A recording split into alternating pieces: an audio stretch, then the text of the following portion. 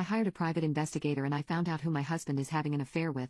Now he's screwed because I am going to start an all-out war. For a little while I've suspected my husband of cheating. I didn't have any justification for thinking or feeling this way, but I couldn't stop having this gut feeling that something was wrong. So I decided to keep a closer eye on him, and I still found nothing. And for a long time, I was angry with myself for suspecting him and for invading his privacy. We went to marriage counseling and I apologized for breaking his trust in me, and for a little while all was well. I can't believe I apologized to that lying sack of poop. But that wretched feeling never went away. I tried so hard to get over this feeling that he was deceiving me in some way, and I just couldn't. So I decided it was time to hire a private investigator instead of playing Inspector Gadget myself. Let me tell you, this was the best thing I ever spent money on. Within a month the PI was able to confirm my suspicions, but it was a shock to find out that it was his stepsister and his stepmother. Not only that he may be the father of his stepsister's newborn baby. I could have killed him, but I kept my composure and I kept this information to myself and continued to act as normal as possible. Believe me, that was a very difficult thing to do. I slowly started detaching from him and even moved into our spare bedroom, and we continued to drift apart. I moved out, got a new job, and started saving money for our divorce. I got my life in order. Now here we are almost a year later and in the final stages of our divorce, and I've still not told anyone.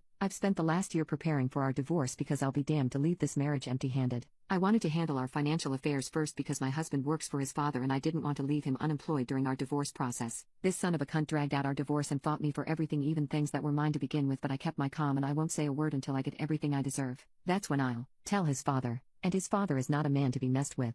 I've been assured the check will clear in 3 days, or less, and it's over for Robert, cause as soon as that money hits my account his mother, stepmother, stepsister, brother-in-law, and father will receive a beautifully written email with pictures and videos of what he has been up to. His dad will tear him apart. Count your days, Robert. Edit 1. I got my money. Time to send it. Edit 2. His stepmother and stepsister do not know about each other. I don't know how long he has been intimately involved with them, but I do know it started in adulthood for all involved. Update post. Let's clear some things up. When Robert's father remarried, Robert was already a 30-year-old man, so no, he wasn't intimately groomed, and his stepsister was 31 when she met him. Again, no one here is being intimately abused. All involved were already well into adulthood when meeting and when they started to F around. As for the money, well honey, that's money he owed me but was being a dick about giving it back. I invested in his business ventures and he refused to pay me my share. And that's not poop I was willing to let slide. You can't get a broke man to pay his debt. So yes, I wasn't going to let him be unemployed during our divorce. The aftermath.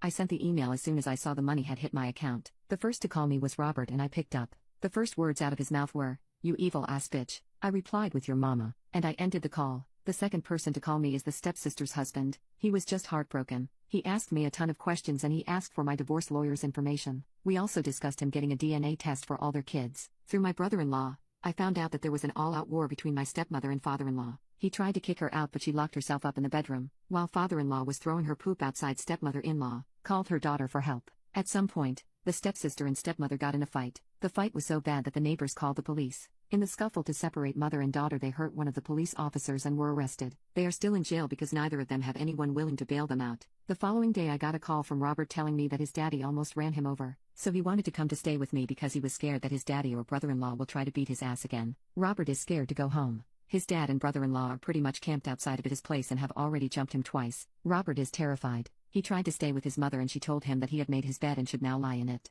FYI, I am not done with Robert yet. I've got more planned for him. Update 2. Ex-sister-in-law is in deep doo-doo as the results for the DNA test came back and 0 out of 3 is his. Ex-brother-in-law is distraught. She doesn't even know who else could be the father. Heifer, how many men have you been betting, besides your husband and mine? Don't worry, I'll find out. Like, I knew she was a trifling old bag of bones, but I never knew she was this cold. Brother-in-law has decided to cut ties for his own sanity as he feared he might act in a way that is outside his character. Now I feel bad for those babies, but I understand why he had to leave. Did we, ex-brother-in-law and I, give a copy of the DNA results to everyone she knows? Yes, we did. Did I personally go out of my way to darken the steps of a church and make my testimony and hand out copies of the DNA results? I sure did. Ex-mother-in-law and her daughter have cut ties and are silently hating each other, but they are image-obsessed, so they kept things cute and silent. But a heathen like myself prefers to be cute and audible, and I haven't forgotten dear mother. So I went and gave my testimony in front her beloved peers and read out a couple of the vilest text messages she and my ex-husband exchanged. There were a lot of gasps and screaming, but I kept reading for as long as I could.